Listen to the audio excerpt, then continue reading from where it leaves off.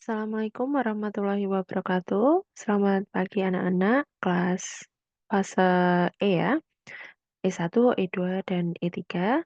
Semoga kalian selalu dalam kondisi sehat walafiat dan tak kurang suatu apapun dan selalu dalam kondisi yang happy atau bahagia. Nah, hari ini kita ada jam kimia ya. Oke, seperti biasa, sebelum Budian memulai pembelajaran, silahkan kalian bisa mengirimkan rekap presensi hari ini, siapa saja yang tidak masuk, disertai dengan alasannya. Misalnya dia itu sakit, atau izin, atau alfa, atau bahkan membolos. Nah, silakan kalian bisa chat di grup atau WA secara pribadi ke saya juga boleh. Nah, pada pertemuan sebelumnya, saya sudah meminta kalian untuk mencari tahu tentang struktur atom ya. Di mana struktur atom itu kan ada tiga bagian. Yang pertama ada proton, kemudian ada elektron, dan ada neutron. Kemudian kita juga akan mengenal yang namanya inti atom, di mana inti atom itu terdiri dari proton dan neutron. Nah, itu inti atom. Kemudian elektron itu yang ada di sekelilingnya. Nah, hari ini kita akan membahas lebih lanjut yaitu yang berkaitan dengan notasi atom. Kemarin Budian sudah meminta kalian untuk melihat YouTube ya, YouTube-nya Pak Eka, di mana menurut saya YouTube beliau di video yang sudah beliau tampilkan itu sudah betul-betul lengkap dan penjelasannya insya Allah mudah dipahami. Nah, tapi di sini saya ingin memberikan beberapa contoh soal yang berkaitan dengan notasi atom. Nah, saya akan share terlebih dahulu.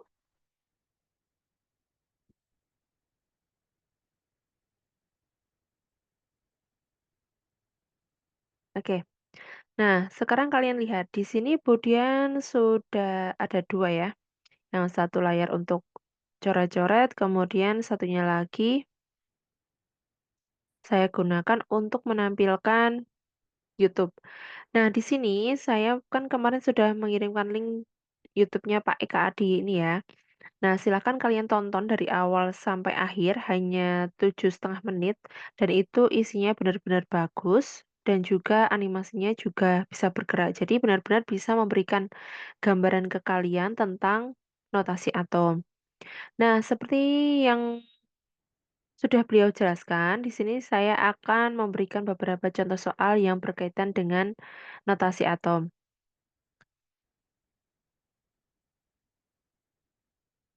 Nah, notasi atom itu kan digambarkan dengan rumus ini ya. Ini XAZ, kemudian ada muatan. A itu menggambarkan massa atom, kemudian Z yang bagian bawah itu menggambarkan nomor atomnya berapa, kemudian proton itu sama dengan Z. Kalau sama dengan Z berarti sama dengan nomor atom. Kemudian kalau elektron itu sama dengan Z dikurangi muatan. Itu kalau misalnya ada ionnya. Nah, kemudian untuk neutron A min Z atau atas dikurangi bawah. Nah, mungkin di sini kalian masih bingung ya. Massa atom, nomor atom itu dapat dari mana sih, Bu? Oke. Untuk nomor atom dan massa atom itu kalian bisa dapat dari SPU atau sistem periodik unsur. Nah, misalnya di sini ya. Oke. Sistem periodik unsur.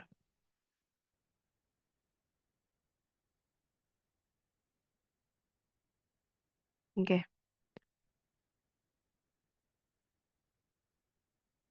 Nah, seperti ini. Jadi di sistem periodik unsur ini itu sangat penting untuk pelajaran kimia. Jadi saya harap minimal di satu meja itu punya satu SPU atau sistem periodik unsur. Karena SPU ini benar-benar kita butuhkan ya, benar-benar kita butuhkan dari kelas 1 sampai kelas 3 nanti. Nah, kalau misalnya kalian perhatikan, sebentar ya, ini di tempat saya loading. Oke.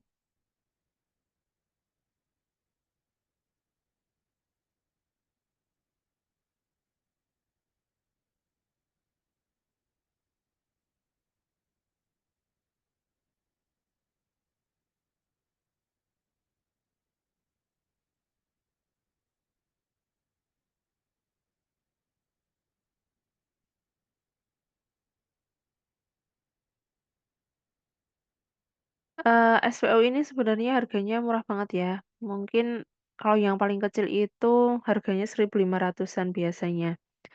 Nah, itu silahkan kalian bisa beli dan setiap pelajaran saya silahkan dibawa.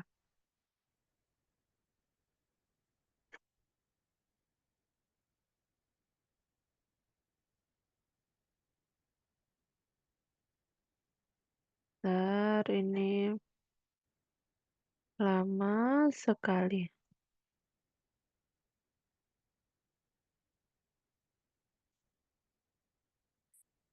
Mohon maaf, ternyata internetnya saya yang lama sekali.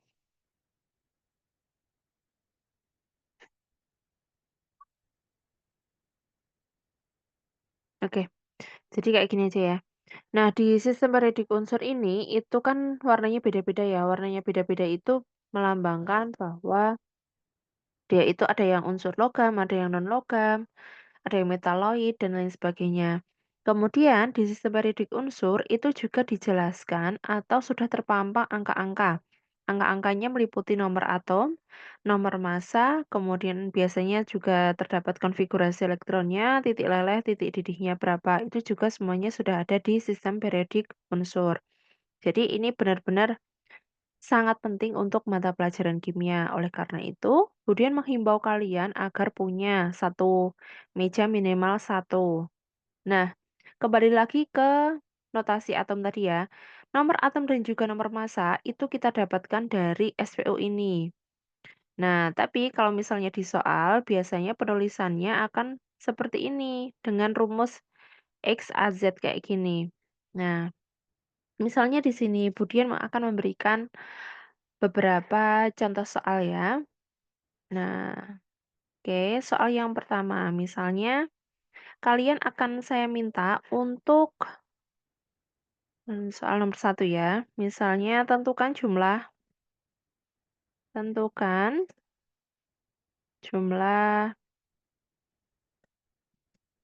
proton, elektron, dan neutron dari atom berikut. Nah, oke. Nah, yang pertama itu ada atom karbon ya. Atom karbon dengan notasi seperti ini. Oke,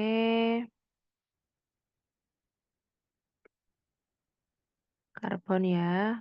Nah, di sini misalnya ada atom karbon dengan notasi atom 126C kayak gini. Nah, cara mengerjakannya gimana, Bu? Oke, kita lihat di YouTube-nya Pak Eka ini ya. Nah, awalnya kita menentukan terlebih dahulu apakah dia itu atom netral atau atom yang memiliki muatan. Nah, kalau seperti ini, berarti kan atomnya tidak memiliki ion. Karena di bagian atasnya ini kan nggak ada muatannya ya. Nah, di sini kan kosong, berarti tidak ada muatannya. Berarti ini namanya adalah atom netral. Nah, oleh karena itu, sekarang kita tinggal lihat dan menentukan proton, elektron, dan neutronnya. Oke, caranya mudah sekali. Proton. Oke, proton, ini ya berarti ya, proton itu sama dengan Z. Z itu berarti yang atas atau yang bawah? Oke, Z itu adalah yang bawah, berarti sama dengan nomor atom. Kemudian tuliskan di sini biar gampang. Yang bawah itu nomor atom, yang atas itu adalah nomor massa.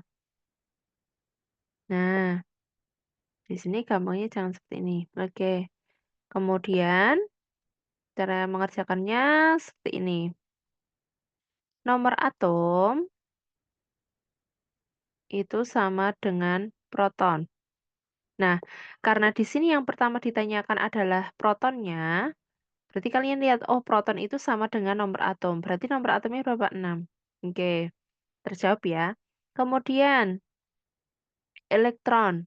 Oke, elektron itu sama dengan Z. Hmm, saya tulis di sini. elektron itu sama dengan nomor atom untuk muatan netral. Nah, karena di sini kan atomnya netral ya, berarti elektronnya berapa? Elektronnya sama dengan nomor atom, berarti 6. Nah, elektronnya sudah terjawab. Kemudian neutron. Oke, neutron. Neutron itu apa? Neutron itu amin Z. Amin Z berarti atas dikurangi bawah. Tinggal kalian terus di sini.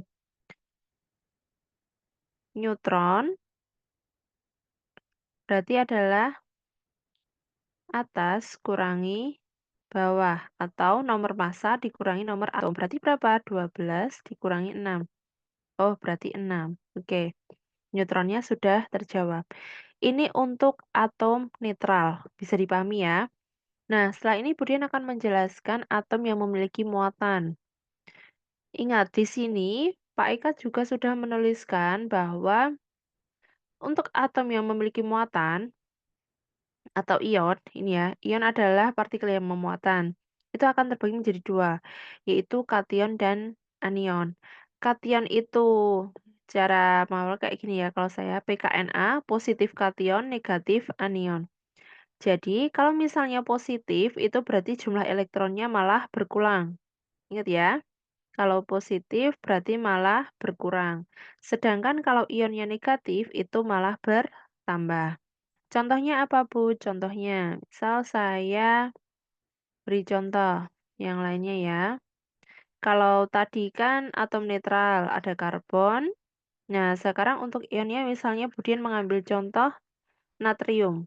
Oke, kalian bisa sambil cross-check di SPU ya. Natrium itu memiliki nomor massa 23 dan juga nomor atom 11. Nah, di sini saya memberikan muatan plus, plus, plus 1. Nah, kalau misalnya cuman plus 1, angka satunya tidak perlu ditulis seperti itu ya. Nah, sekarang tugas kalian adalah menentukan proton, elektron, dan neutronnya.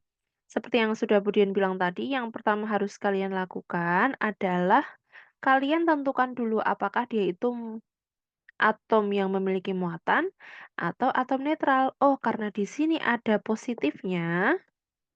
Ini ya, ada positifnya. Oh, berarti dia adalah atom bermuatan atau atom yang memiliki ion. Gitu ya.